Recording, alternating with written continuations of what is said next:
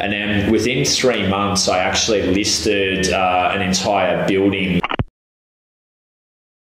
What were your breakthrough to move from just selling regular properties to Kangaroo Point? And tell me a little bit about Kangaroo Point. What's it like to live there? Yeah, so I wish I had the DL. If I had the DL card from back in 2013, I definitely looked a lot younger than I do now. I put a DL card out that had my picture, and no one sells more $1 million properties in 4169 than Simon Caulfield. So 4169 is Kangaroo Point and East Brisbane postcode. And then on the back, I put 8 sales. So there was 4 on the top and 4 on the bottom. And I started at, I think, $1,020,000, which on memory would have been 3 at 88 Main Street in Kangaroo Point that I sold. I think the highest sale I had at that point in Kangaroo Point was 5E at 39 Castlebar Street, which would have been about 1.8 million.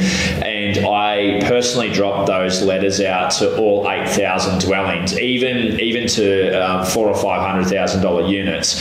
And then within 3 months, I actually listed an entire building, which was the story I spoke about with the temporary fence that fell over and the developer. So in that time between trying to get in contact with him and sending those DLs out, I was lucky enough to get that building, and then I sold that whole building out in 2013 in December for $10.5 million.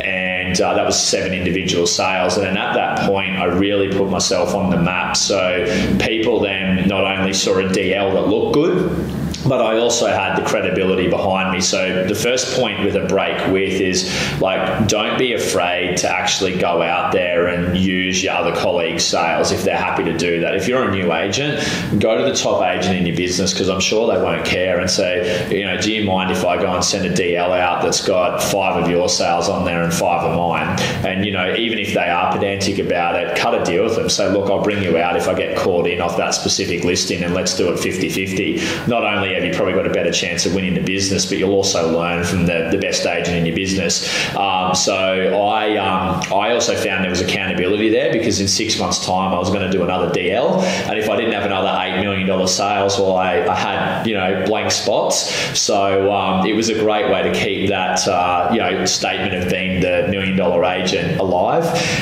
What's it like to live in Kangaroo Point? I'm the biggest advocate of Kangaroo Point, because to me, I see the most amount of opportunity and growth in the suburb. I'm part of a leadership group with the Lord Mayor, which I'm very fortunate to be able to share some great ideas, and a lot of the infrastructure projects that are happening are going to benefit our suburb immensely. I think the other great thing about Kangaroo Point for me was the average age is significantly higher. So the average occupant that would live in Kangaroo Point would be close to 50. So for every 30-year-old, you've got a 70-year-old. And why that was important was communication is something that's almost a lost art these days. And when you're dealing with a large component of 50 to 70-year-olds, they don't like text, they don't like email.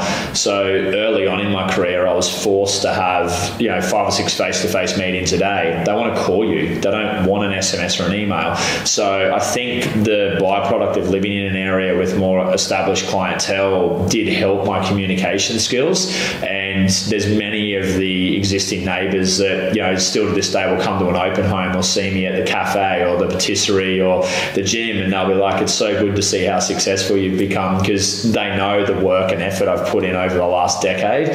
So that brings up a great point from one of our mentors: be a good local. If you love the suburb you live in, be authentic, support the people locally. Don't say you love the suburb, but you live elsewhere and you go to different restaurants and you go to a different gym. Try and be as immersed in that suburb as you can, because if you're authentic, people will buy your energy. And if you want to be a good real estate agent, it's the best way to own a suburb very quickly.